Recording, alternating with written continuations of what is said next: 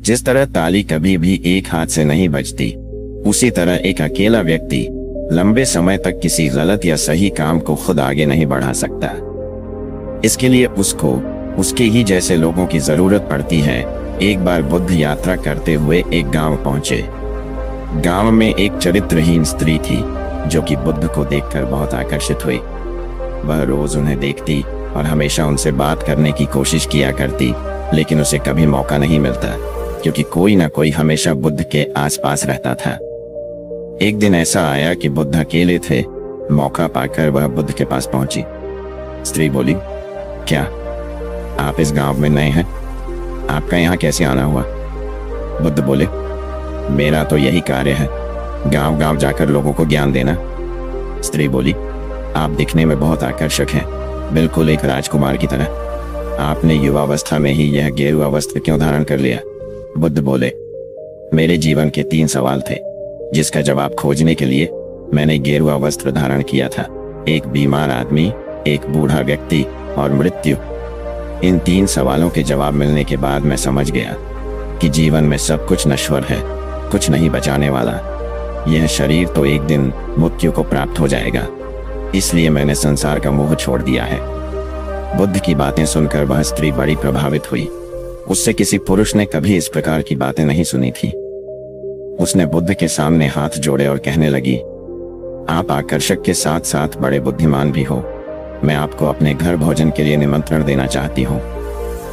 बुद्ध बोले, ठीक है, मैं आपके घर भोजन पर जरूर आऊंगा। जब बुद्ध और उस स्त्री की बातें चल ही रही थी, तभी सरपंच और कुछ गांव वाले बुद्ध के नजदीक आने लगे।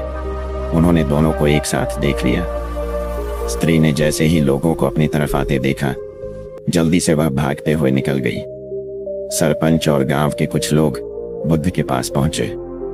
सरपंच बोले, आप और उस स्त्री के बीच क्या बातें हो रही थी? बुद्ध बोले, उस स्त्री ने मुझे भोजन के लिए अपने घर पर आने का निमंत्रण दिया है। ऐसा सुनते ही सरपंच और गांव वाले एक दूसरे की तरफ देखने लगे। सरपंच बोले, बुद्ध, आप इतने महान हो, कृपा करके उस स्त्री से दूर रहो। बुद्ध बोले, लेकिन क्यों? सरपंच बोले, क्या बताऊं, मुझे बताने में भी शर्म आती है।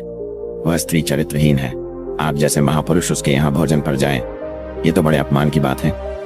बुद्ध बोले, क्या तुम्हारे पूरे गांव में सिर्फ वही स्त्री चरित्रहीन है?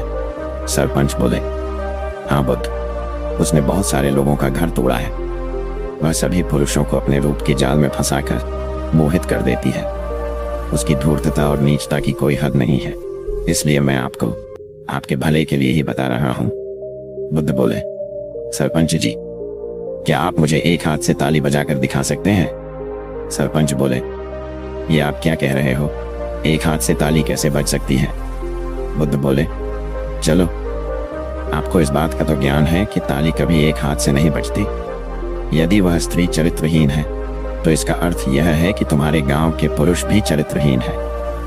बुद्ध की यह बात सुनकर सरपंच और गांव के लोग सभी शर्मिंदा हो गए। बुद्ध बोले, कोई भी गलत कार्य बहुत दिनों तक चल ही नहीं सकता जब तक कि कोई दूसरा उसे समर्थन न दे। इसलिए किसी एक पर दोष लगाना पूरे तरीके से गलत है। वह स्त्री भले ही मुझसे कुछ भी चाहती हो, लेकिन मेरा गांव गांव जाकर यात्रा करने का कारण अपनी शिक्षा को फैलाना है, और यह हर किसी के लिए है, चाहे वह चरित्रवान हो चाहे चरित्रहीन हो। उनकी यह बातें सुनकर सभी ने बुद्ध के सामने हाथ जोड़ लिए। इस कहानी से हमें यह शिक्षा मिलती है कि कोई भी अच्छा या बुरा कार्य तभी आगे बढ़ता है जब लोगों की सहमति उसमें शामिल होती है।